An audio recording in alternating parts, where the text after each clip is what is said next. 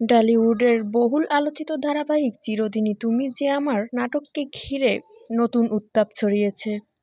প্রধান দুই অভিনেতা দীপ্তিপ্রিয়া রায় ও জিতু কমল এর দীর্ঘদিনের টানাপোড়েন ফের প্রকাশ্যে এসেছে, যার ফলে বন্ধ হতে পারে এই ধারাবাহিকটি।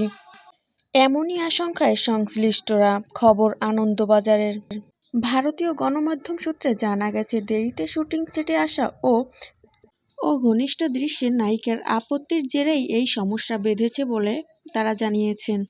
মূলত শুটিং সেটে জিতু কমলের 15 মিনিট পরে আসে দীপ্তিপ্রিয়া রায়। এতে জিতু কমল এতটাই ক্ষুব্ধ হয় যে শুটিং সেট থেকে বেরিয়ে যায়। ধারণা করা যায়, এখান থেকেই নতুন করে দুজনের মধ্যে ঝামেলার সৃষ্টি হয়েছে। ধারাবাহিকটির রোমান্টিক দৃশ্য অথবা ঘনিষ্ঠ মুহূর্তের দৃশ্য নিয়ে নায়িকার আপত্তি থাকার জেরেই এই সমস্যা বেঁধেছে বলে ধারণা করা হয়। এর ফলেই শুটিং সেটের সমস্যা আরও বেড়েছে। যদিও এখনও সমস্যা নিয়ে মুখ খোলেননি দীপ্তিপ্রিয়া রায় ও জিতু কমল। অভ্রজিৎ চক্রবর্তী ধারাবাহিক বন্ধের সম্পর্কে বলেন, দর্শকরা যতদিন চাইবে ততদিনই এই ধারাবাহিক চলবে।